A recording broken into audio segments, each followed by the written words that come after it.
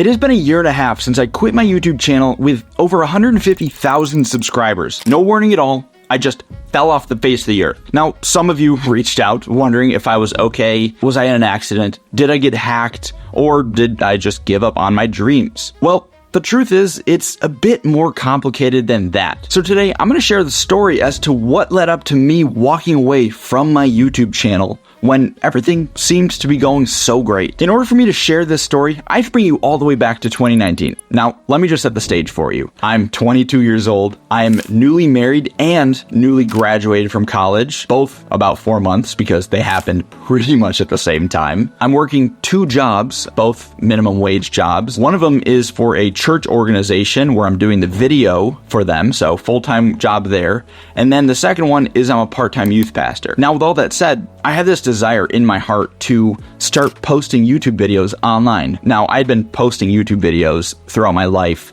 I literally posted 400 videos before starting this channel right here. So I had my ugly stage. I was like, all right, I'm just gonna start posting videos. I'm gonna start doing this as a job, and I'm gonna put job amount of time into it. And it just so happened, at the time, I was picking up a new software called DaVinci Resolve. I don't know if you guys have ever heard of it. Now, when I looked up tutorials for DaVinci Resolve, there really wasn't much out there. There was some, and people were putting out some content, but it was either really long and dry or just not nearly as deep as I had wanted it. I was like, well, I could just post what I learn on my YouTube channel and see if that works. So I did.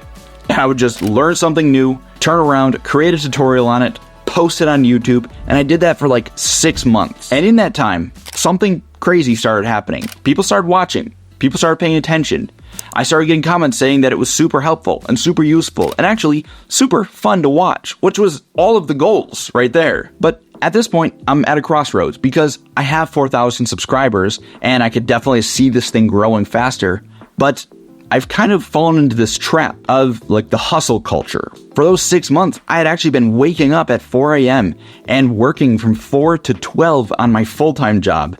And then from 12 to 5, I was working on YouTube. Then from 5 to 10, I would hang out with my wife. Then from 10, when she went to bed, to 11:30, I would be working more on YouTube. I felt myself wearing down, physically, emotionally, mentally, spiritually, because I was just constantly working. But I just kept telling myself, you're in a hustle season, it's gonna get better, your life is gonna become more manageable, and you're gonna enjoy it again. The thing I learned now in my life about seasons is that they actually have an end date. So, for example, winter ended this year, March 20th, right? It was very predictable. We knew when it was gonna end. My season was not a season at all. It was my life, and it was unmanageable, and it was tiring.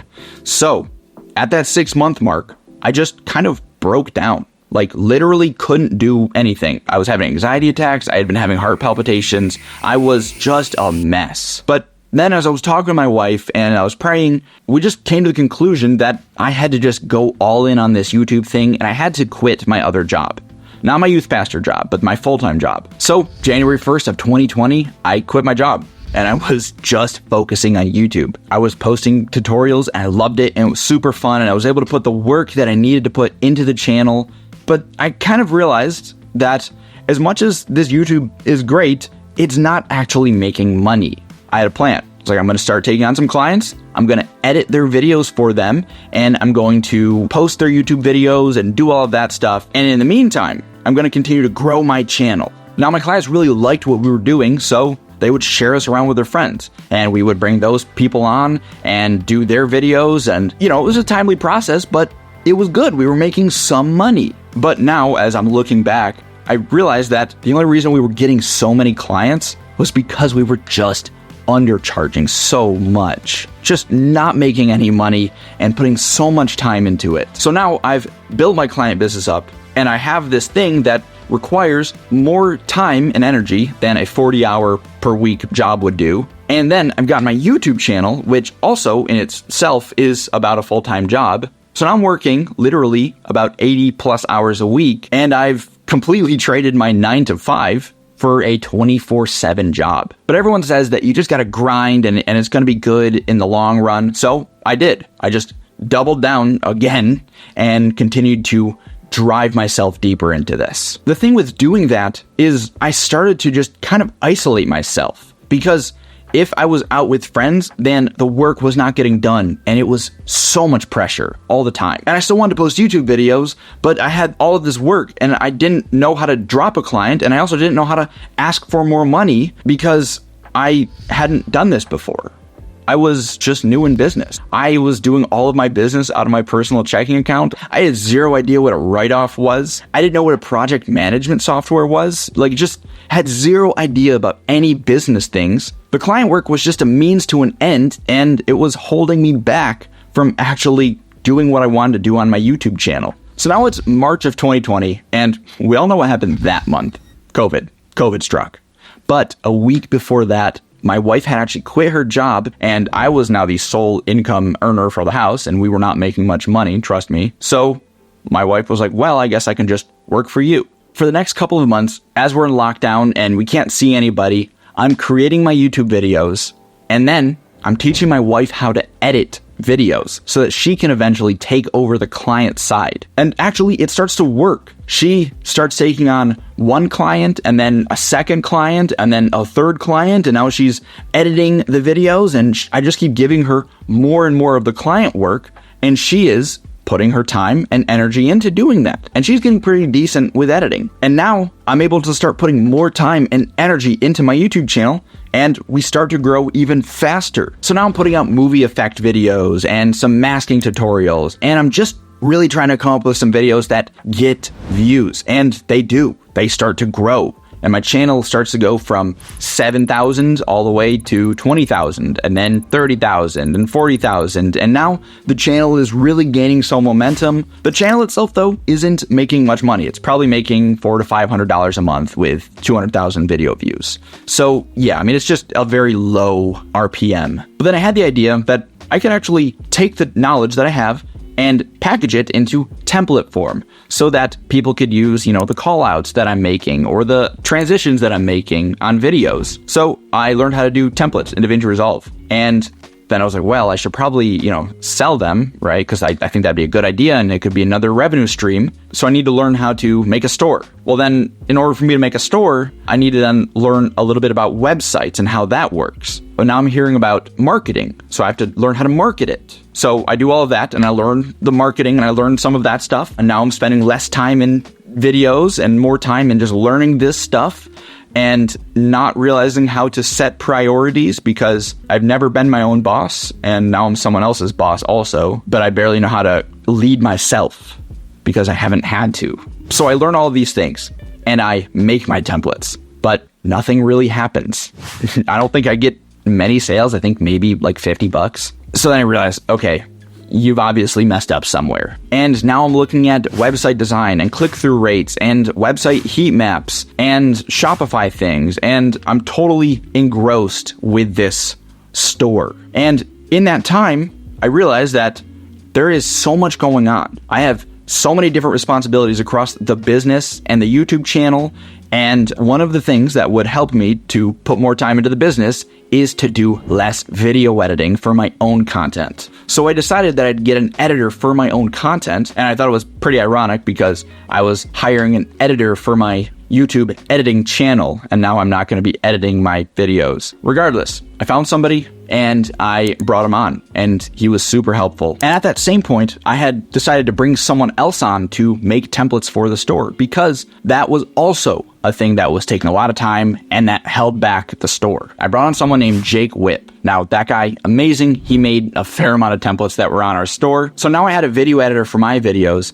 and a template designer for the store. And then my wife was taking care of all of the client work. And that was really exciting because like 7 or 8 months earlier, I had just left that full-time job. And now I've got 3 other people working for me, 2 of them full-time, 1 of them is part-time. That's exciting. You might be asking yourself, Billy, you said there wasn't much money in this. How are you doing that?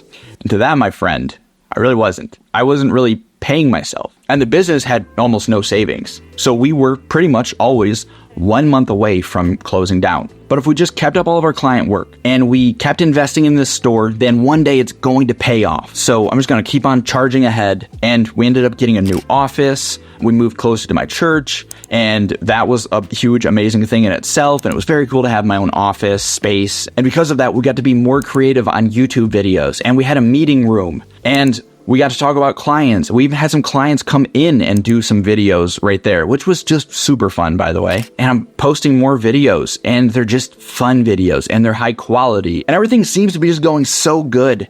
And then it doesn't. We just had launched this new thing called the DaVinci Resolve Starter Kit, and it was selling, right? Like selling like hotcakes. People were loving it, and it was helping them to just make better videos and giving them the assets to do that. But we actually were having issues where people who would purchase were not getting the products, and people who didn't purchase were getting products. So all of a sudden we had this massive breakdown, and then customer service is just going crazy, and I'm having to reply to all these emails and fix all this stuff. The business side, which was there to really just allow me to do YouTube, was now consuming almost all of my time, all of my attention, even though I had people working for me. The thing about having people work for you is you actually need to tell them what to do, and you have to train them on the things to do. They just don't know what to do after you hire them. So I had zero processes, I had zero systems, I had zero procedures. And as I kept bringing people on, those problems became even worse and even more apparent that I didn't really know what I was doing, and I was kind of just flying by the seat of my pants. And I also don't really even know what I'm working towards with YouTube either, because my goal was to essentially just go full time into creating content. And while I have been able to kind of do that at that point, it's been mainly because I have that business side. And that business side, like I said, is taking a lot of energy and a lot of time. There was just so much that I didn't know, and that I just kind of wasn't doing. So in January of 2022, at the height of my anxiety, at the height of my heart palpitations, the stress level is crazy. I am constantly just up at night thinking about business and about how am I going to make this happen. I lose almost all of my clients. All but one, actually, in about a week and a half span of time. And this was not anything with us. A lot of my clients' businesses had just taken a massive hit, so they were either just going under themselves or had to pivot. But regardless, we were not going to be part of that transition. So we lost almost everything. 90% of all income just gone like that. My expenses were just so much more than whatever small money the YouTube channel was bringing in, and that one client we kept. So on January 7th, I made the decision. We can't do business. We're done. I had to call everybody and just let them know that, essentially I'm letting them go. Like, the business is over. Everything that I've put my time and effort in for the last 2.5 years is just crumbling. I felt like a failure. Both as a man, I can't support my family. I don't know where food's coming from. Where's the money for that coming from? Where's rent money coming from? But then also, like, as a business owner, I'm like, I did this, right? My lack of knowledge and my lack of leadership and my lack of experience has caused this. And that really sucked, honestly. I would say that was probably the worst feeling I've ever had in my life, right?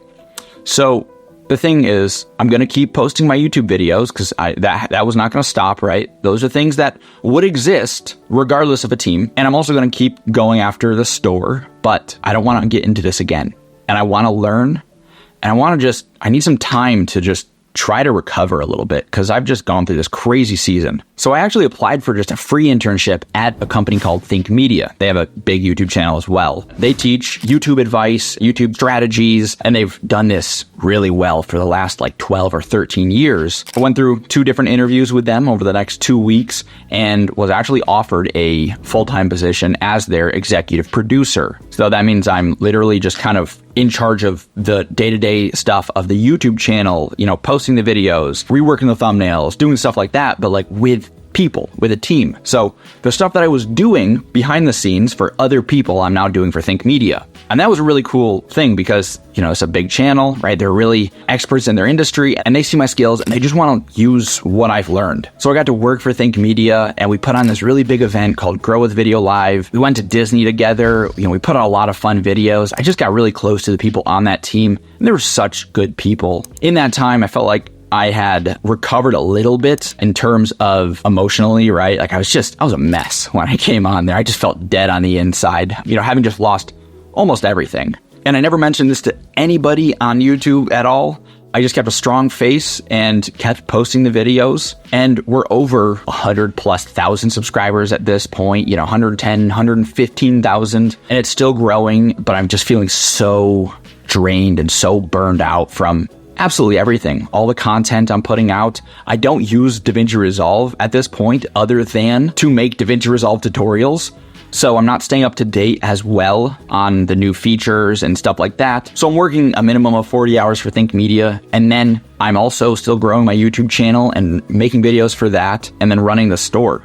Any kind of recovering is still minimal. When I joined Think Media, I knew that I wasn't going to be there super long. I knew that I was going to get some skills. I was going to level up a bit, hopefully recover a little, and then as well make a lasting impact inside of Think Media and just make them better for me being there. And I did that. So 6 months into Think Media, I felt this was just time to be done. I ended up leaving and there was no bad blood. I still am on great terms with the team. So I went in and started just focusing on my YouTube channel again and on the store, and it started to work. I started to grow my YouTube channel. I started to get some income from that, which was really cool because for so long we were just paycheck to paycheck, but now we didn't have to be. So I'm putting out YouTube tutorials and people are finding it super helpful, but it's not the same. Any kind of passion or desire I had to post YouTube videos at all, let alone DaVinci Resolve, it was done. I just felt completely numb still from everything. I never allowed myself to recover in that area. I just kept pushing for my YouTube channel to where when I was posting a video, it was just checking a box. I was just trying to get through it and post a video to keep this thing up, but I don't even know what I'm working towards anymore. So why am I even posting videos? So I stopped. I just didn't want to burn out again. And that decision right there was one of the most positive things that I've done for myself in a long time. I allowed myself to rest. And I rested well. And instead of posting videos about DaVinci Resolve, I just started coaching people on how to grow their YouTube channels and helping some bigger creators implement some awesome systems that would speed up everything. I feel like I've been able to have an even healthier relationship with my wife and be healthier myself, both physically and spiritually, as well as build friendships, which I kind of just didn't do. I didn't have friends. I had employees. And funny enough, a great thing that did happen is I had a neck surgery.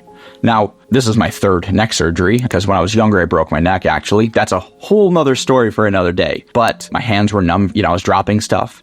But I had a neck surgery and that actually fixed a lot of this stuff. So even now I have a lot less pain than I did way back then. And then me and my wife had a baby. And at this point, he's 5 months old. Guys, it was the craziest thing of my life. And I just love that I could be a present father to this day. And I never trade this time because I'll never get it back. So what's next for me? Well, I want to make YouTube videos. I love that. I've been doing it for so many years. And even in the background, I've been still posting for other people and growing some big channels out there because I just love posting. I love creating. I love that. But I want to teach people the stuff that I've been learning over time, the stuff that I teach my clients now. I want to teach YouTube strategies that'll actually help you grow, that are relevant today, that will make you money, but then do it in a way that doesn't require you to burn out, because so many creators nowadays have burned out and quit. Now, I'm super psyched because I've been planning this honestly for a few months and have a lot of cool things coming up. So if that's interesting to you and you're just here for it, then hit the like button. And if you haven't already, subscribe to the channel so that you're up to date on the newest videos coming out. So anyway, guys, I hope you enjoyed this video. Until the next one, peace.